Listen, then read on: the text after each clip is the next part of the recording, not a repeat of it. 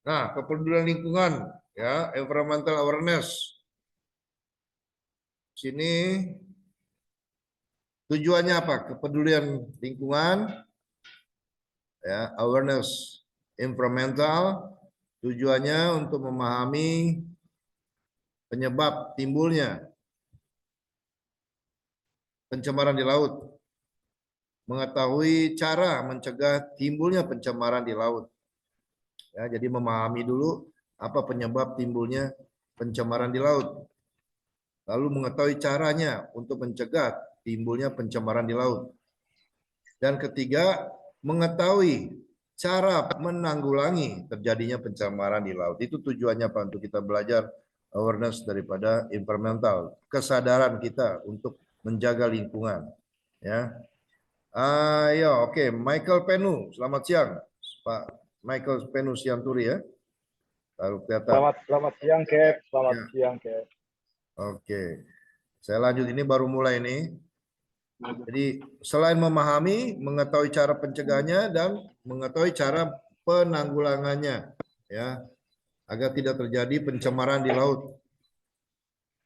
Ya, kita bicara di laut karena kita orang laut, Pak. Sebenarnya juga di darat harus kesadaran kita masing-masing mencegah terjadinya pencemaran di darat dan laut. Ya, nah kalau enggak seperti gambar ini, Pak. Ya, sudah mulai dari muara di laut, ya, adanya kebocoran, muatan, terjadi kebakaran, bahkan seperti ini tubrukan ya, tubrukan, tumpahnya minyak-minyak laut, ya, ada kapsize kapal terbalik sehingga minyaknya pun terbalik semua, ada tubrukan juga, ada kebakaran Pak. Kalau kita lihat gambar-gambar ini mencemarkan environmental Pak, lingkungan, ya. Efek daripada pencemaran itu kan banyak Pak, terutama dengan makhluk hidup yang di laut, ya, ikan-ikan, bahkan kalau sudah sampai ke pinggir-pinggir pantai, ya itu sangat bahaya. Makanya sekarang straight Pak, masalah polusi, ya, khususnya di kapal tanker.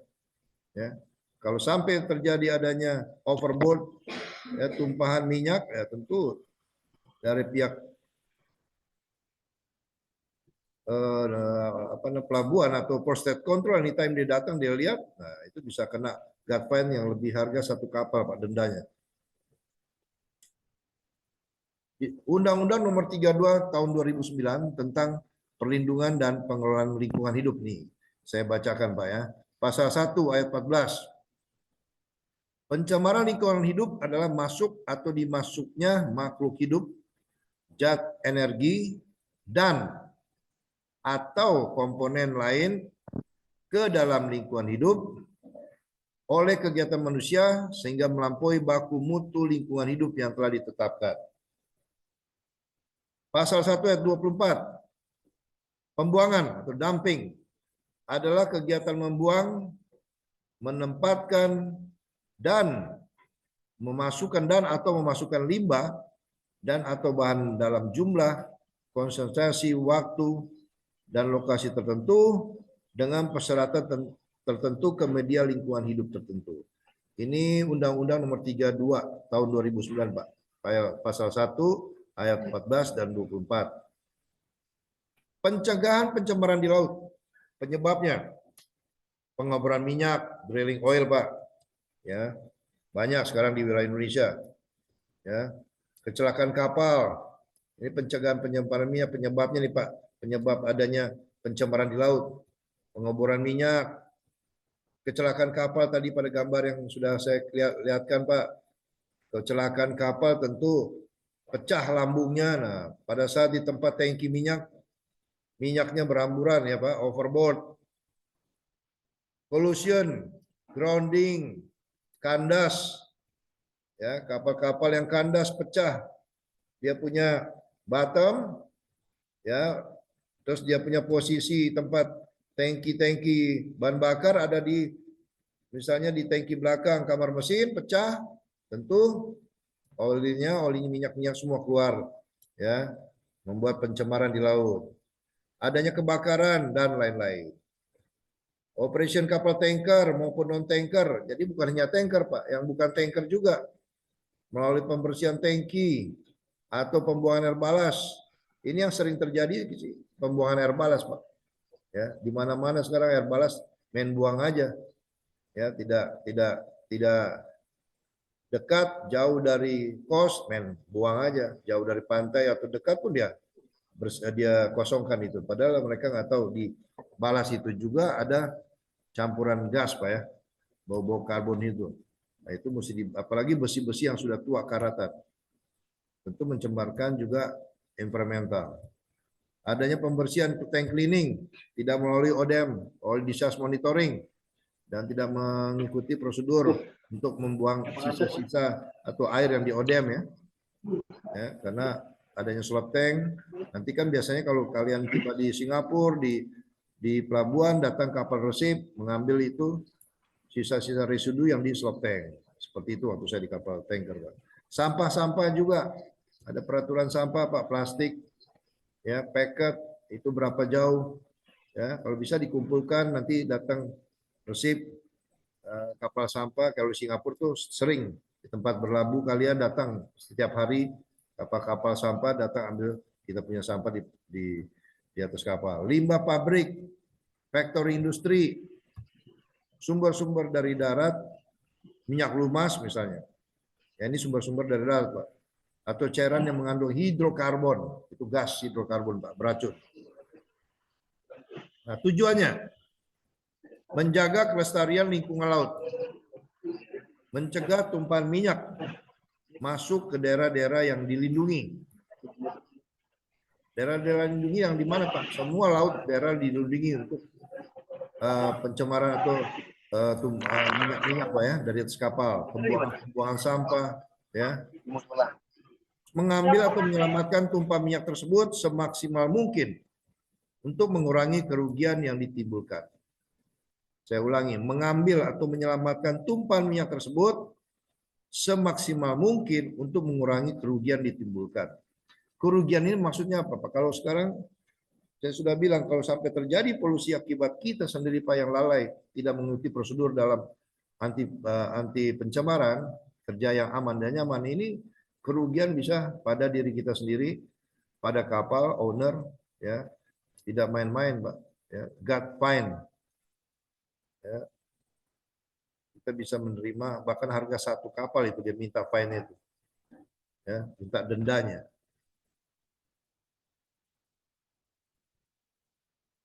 Marine Pollution 7378, Konvensi Internasional untuk Pencegahan Pencemaran dari Kapal diadopsi oleh Konvensi Internasional tentang Pencemaran Laut yang diadakan oleh IMO dari tanggal 8 Oktober sampai dengan 2 Oktober 1973. Kedua, sidang protokol oleh IMO dari tanggal 6 sampai dengan 17 Februari 1978. Ya, MARPOL 7378. Nah, di sini Marine Pollution 7378 ya. Ada berapa aneks ini, Pak? 6 ya. Aneks 1, pencemaran oleh minyak. Ya. Pencemaran oleh minyak.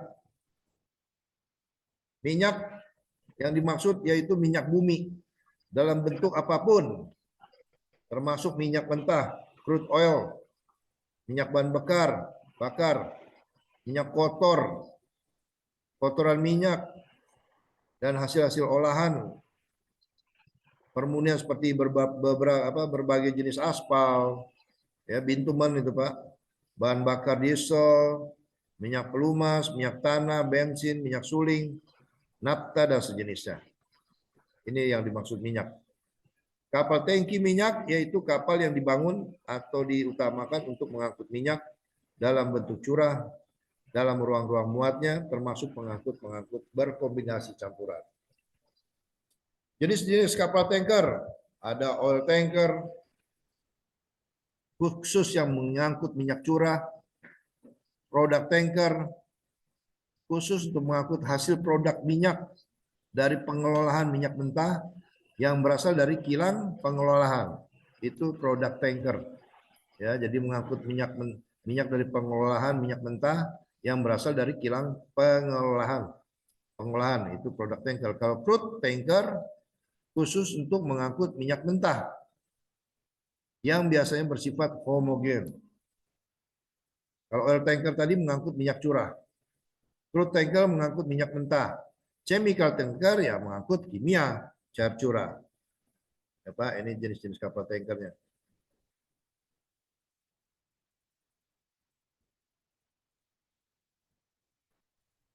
Kapal selain kapal tanker dengan ukuran isi kotor 400 gross tonnage atau lebih harus memiliki, ini pada Amlek 1 pencemaran oleh minyak Pak ya.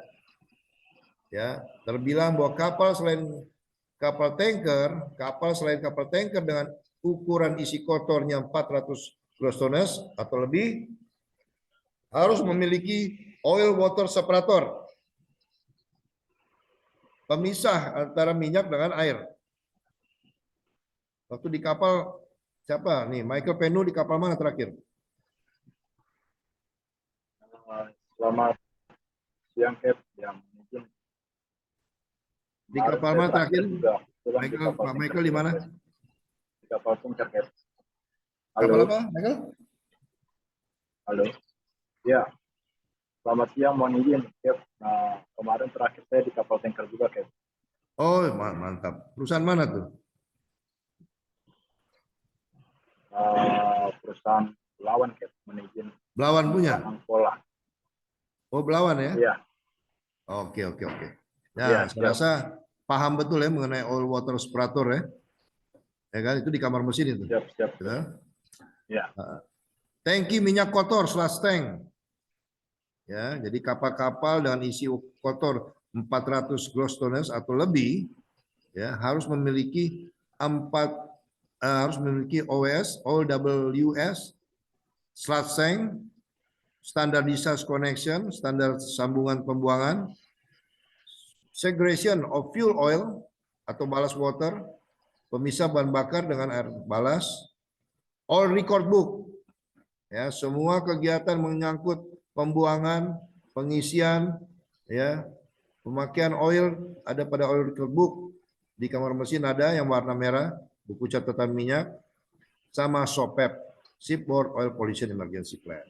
Ya selama kapal ada loading, discharge, operation harus standby, harus disiapkan shipboard oil emergency plan. Ya, kalau terjadi overboard, jangan overboard. Ya, overflow, muatan tumpah, lekas ditangani. Ya, langsung diactivate, dilakukan pekerjaan dengan menggunakan SOPEP, Shipboard Oil Emergency Plan, mencegah terjadinya kargo tumpah ke laut. Masih Amlek 1 Pak, kapal tanker dan ukuran isi kotor 150 GRT lebih kecil lagi atau lebih harus memiliki OWS, ODM, slash tank, segregation of fuel oil record book, SOPEP, CBT, dedicated clean ballast tank, SBT, segregate ballast tank, ada yang crude oil tanker lebih besar, 20.000 DWT, produk oil tanker, dan crude oil washing.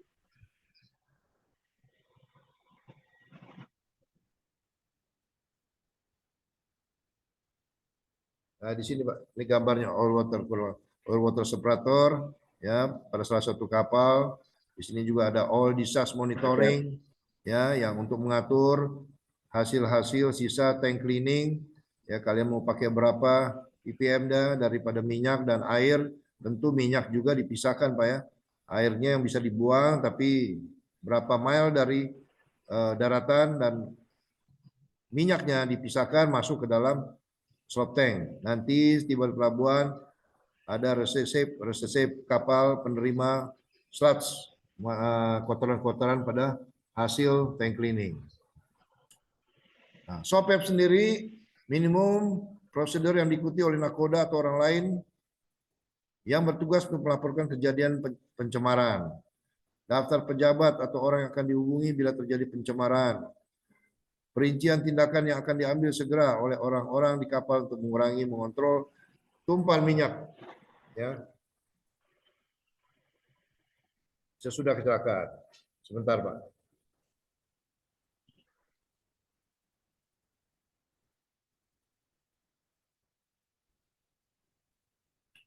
Bentar, Pak ya, saya foto dulu. Baik, ya.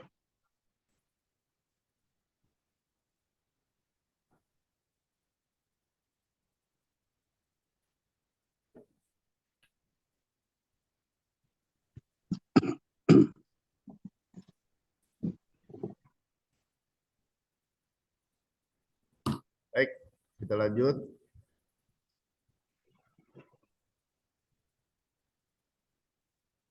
Peralatan penanggulangan pencemaran, ya, SOPEP atau Shipboard Oil Pollution Emergency Plan. Ini dia punya bahan-bahan equipmentnya, Pak. Bak atau bencana menampung tetesan minyak, ya. Ada pasir atau serbuk gergaji, skop, majun, karet busa, dispenser, spray aplikator, oil boom yang berfungsi untuk melokalisasi tumpahan supaya tidak menyebar. Ada oil skimmer untuk menyedot minyak yang ada di permukaan air. Wilden pump, ya, itu harus standby pada saat discharge ataupun loading operation.